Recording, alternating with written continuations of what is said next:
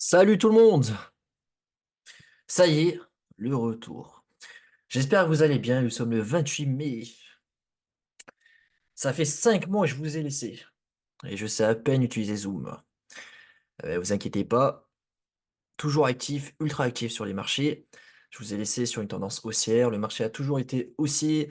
Tout ce qu'on avait essayé de voir en termes de saisonnalité avec le halving, ETF, BTC, tout ça, on en avait parlé depuis plusieurs mois jusqu'à la news officielle qui a attiré un petit peu de retails. Donc il y a un petit peu de dump monnaie qui est arrivé à ce moment-là. On a eu une petite correction de 20-30%, puis ça a consolidé. On s'est fait chier pendant 2 mois. Je me suis trompé sur quelques points. Je m'attendais à une potentielle alt season. J'ai été trop optimiste. D'ailleurs, je vais y revenir, hein. Je vais y revenir sur tout ça. Et sur un Ethereum qui, selon moi, aurait pu performer, surperformer le BTC avec le pricing de son ETF. Alors, ça a été complètement mis sous l'eau. Il y a eu zéro pricing. Ça a été pricé quelques jours en avance. Les whales sur Bitfinex avait fait 2-3 moves. On va tout repasser en revue de ce qui s'est passé, etc. Je vais pas trop m'attarder là-dessus non plus, parce que ce qui nous intéresse, c'est la suite des événements. Mais globalement, pour l'instant, ça s'est plutôt bien passé. J'espère que c'est le cas pour vous, que ce bull market a plutôt bien commencé. Pour mon shaker qui dépasse un peu. Et on va voir un petit peu qu'est-ce qui nous attend, ce qui nous intéresse le plus. Donc, trois grosses parties dans cette vidéo.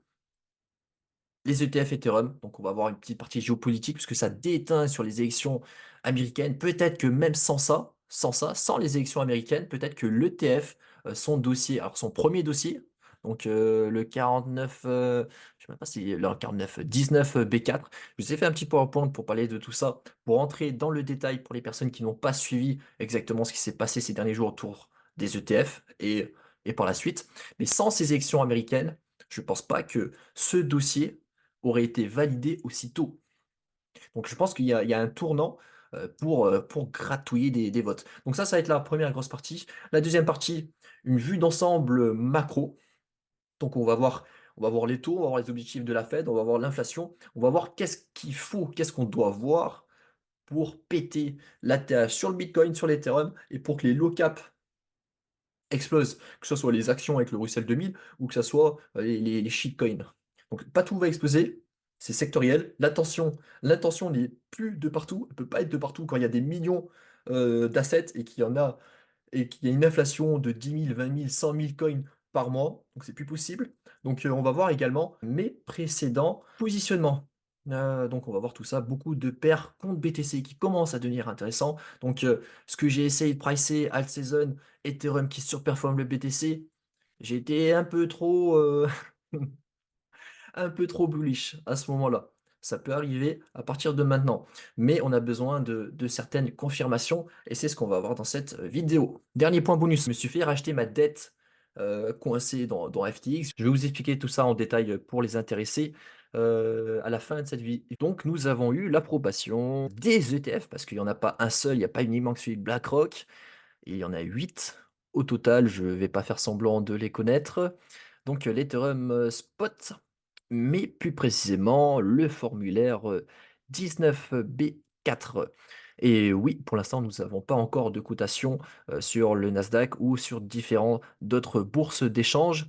On a uniquement le formulaire 19B4 qui est validé. Ça, c'est un point intéressant, on le verra sur le graphique, mais ça veut dire qu'il n'y a pas encore d'échange de ce côté-là. Donc l'approbation du formulaire 19B4, c'est vraiment la toute première étape. On a des échanges avec la SEC qui disent ce qui ne va pas ou ce qui va avant de le tamponner et de le valider officiellement. Donc, il y a eu beaucoup d'échanges. Il y avait notamment un certain nombre de points qui n'allaient pas. Ils ont été corrigés, notamment le staking autour des ETF qui a été supprimé et qui a pu être validé par la suite. Donc, ce formulaire 19B4, il a servi à tout ça. Donc ça s'est validé jeudi dernier. Maintenant, nous sommes à l'étape du formulaire S-1. Tous les assets qui vont être approuvés passent par ces formulaires. Ça, c'est important de le comprendre. Alors, c'est une étape qui, avant d'être approuvée à 100%, peut prendre des mois. La moyenne, c'est 6 mois. Apparemment, ça reste des probabilités, mais ça devrait être avancé et on peut s'attendre à, l'approbation du formulaire S1, pour 2 à 3 mois. On va voir sur le marché si ça va être pricé et ça, c'est le point qui est intéressant parce qu'on peut déjà avoir une grosse vague haussière qui va pricer, l'acceptation du formulaire S1 ou alors à l'inverse, on peut, s'attendre à un marché mou, donc tout l'été jusqu'à cette approbation avec par la suite l'arrivée des deal inflows qui vont devoir être supérieurs que les outflows de Grayscale. Est-ce que vous vous souvenez du trust? Alors, est-ce que je peux ouais, si, je vais mettre ma tête, un petit peu plus grand là pendant quelques secondes pour vous parler de ça.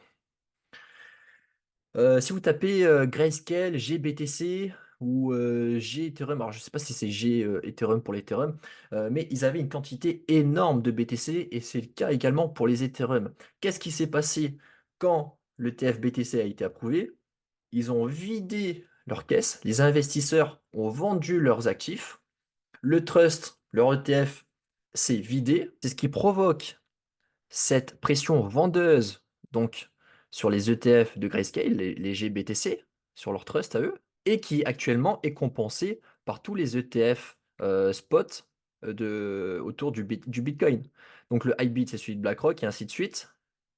On voit que le résultat, que le total final de ces derniers jours, il est positif malgré la sortie des BTC, de GBTC. Ils sont sûrement rachetés sur d'autres ETF.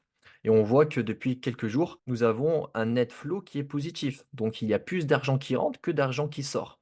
Quand l'ETF Ethereum, donc quand le formulaire S1 sera approuvé, nous aurons exactement le même schéma. On aura de l'argent qui rentre sur certains ETF et on va avoir de l'argent qui va sortir. Et le risque avec ça, c'est que les Ethereum sur l'ETF de Grayscale sortent également. Alors pourquoi est-ce qu'ils sortiraient pour être rachetés, pour être placés sur d'autres ETF? C'est tout simplement une question de frais. Il me semble que sur Grayscale, étant donné que ce sont les seuls à avoir à l'époque, maintenant ils ont été également cotés à Hong Kong, ça a été approuvé chez eux, donc maintenant ils sont plus les seuls. Mais il y a 2 ans, 3 ans, Grayscale était les seuls à avoir un trust sur Ethereum. Ils n'avaient pas de concurrence. Du coup, ils pouvaient se permettre de mettre des frais un petit peu gourmands. On est sur l'ordre de 3,5, 4% par transaction. C'est énorme quand on a des sommes assez conséquentes, comme les investisseurs qui profitent de ces trusts. Donc qu'est-ce qu'ils font? Ils vendent pour profiter de frais plus avantageux et forcément, vaut mieux faire ça quand le cours est un petit peu bas que quand le cours il est, plus haut. Donc voilà pour cette petite aparté. Je reviens en tout petit et je retourne sur le PDF. Donc le PDF, j'ai dit. Hop.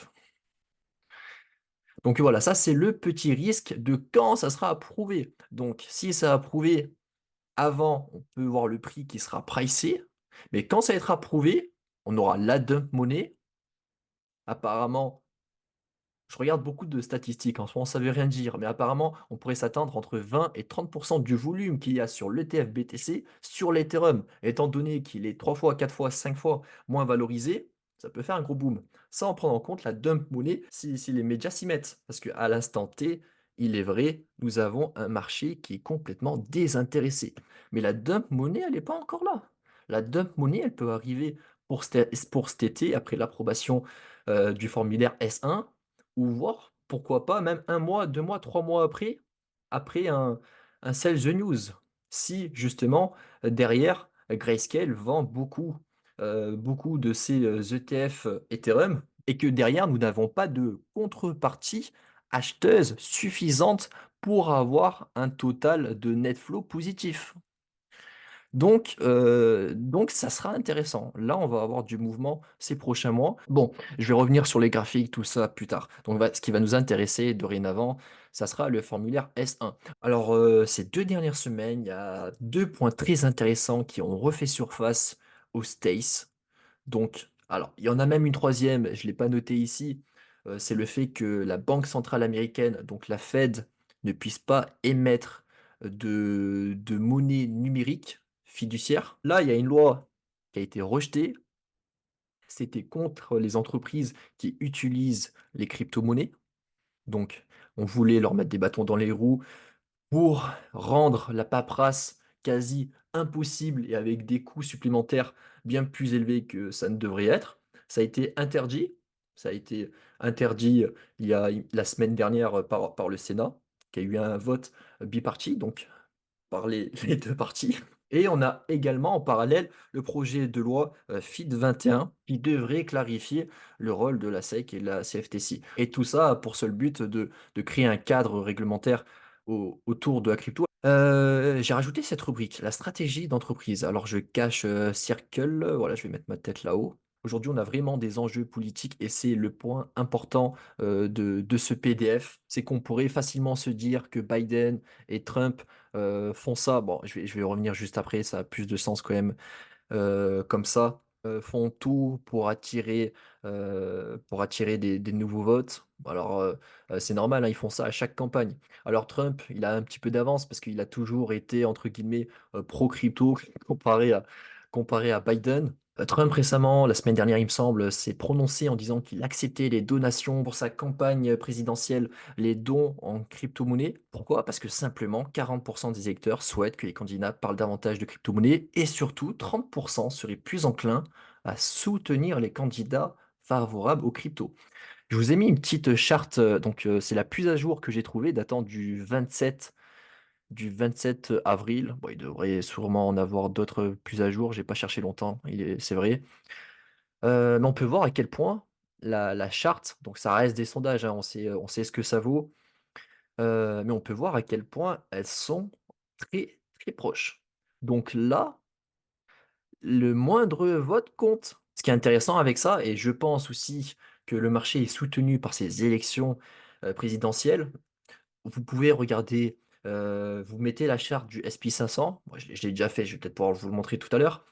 Vous mettez la charte du SP 500, vous mettez à chaque fois les élections, américaines, le marché il pump entre plusieurs mois avant et plusieurs mois après. Il faut que ça soit un environnement de confiance. Il faut que tout le monde soit content. Biden, il a dit récemment qu'il allait, déstocker 1 million de barils de pétrole pour faire baisser le prix, pour que les vacanciers américains payent moins cher le gasoil en partant en vacances. C'est très bien que ça a 0 impact, mais on voit à quel point ils font tout pour gagner des votes. Donc la question qu'on pourrait se poser, et elle est intéressante, on pourrait se dire: «Est-ce que ça serait pas ça serait pas pour gagner des votes, mais une fois que un tel ou un tel est président, ça y est, et ben, on retourne notre veste?» Et c'est là qu'intervient, ce PDF avec, Circle, donc bon, je l'ai mis ici. L'émetteur de l'USDC qui travaille main dans la main avec Coinbase, je me demande même si c'est pas une filiale de Coinbase, qui déplacent leur siège social d'Irlande aux States. Cette stratégie de Circle, le fait de déménager leur siège social aux States, prouve ou du moins démontre que ça, c'est pas du bluff, que l'intention de démocratiser, que l'intention de mettre toutes ces lois, le FIT 21, la loi sur les contraintes comptables, et cetera, c'est pas du fake. Pour moi, ils ont des assurances, ils ont des garanties que les Américains vont absorber une grande part du marché et seront, je pense, très prochainement, crypto friendly. Pour l'oseille, hein, c'est pas pour, faire plaisir, aux petits gens, c'est pour gagner un maximum de pognon. Nous, pendant qu'en Europe, on rame à faire je ne sais quoi, avec une imposition de 30 à 60 pour le particulier, bah, eux, ils ont toujours un petit coup d'avance et nous, on va perdre du terrain, encore une fois. Voilà, ça c'était, pour le contexte. Donc, un contexte qui devrait être très intéressant, heu, pour l'avenir des cryptos. Pour, les RWA, pour les, tokens, d'infrastructure, les DePIN, DEPIN. Nvidia, tout ça, on va y revenir plus tard. Aujourd'hui, c'est la 3e plus grosse capitalisation mondiale. Il prend 10, il dépasse Apple. Il prend 20, il dépasse Microsoft. Il dépasse Microsoft, ça va en parler de partout. Vos assets sur l'intelligence artificielle, ils vont exploser. Encore, encore. Une procédure qui prend généralement 6 mois. 6 mois. Peut-être que ça va pouvoir être avancé, pour que ça passe avant les élections américaines. Je pense que ça sera le cas. Je pense qu'on peut s'attendre à une fenêtre de, 2 à 4 mois. Ça serait une bonne chose.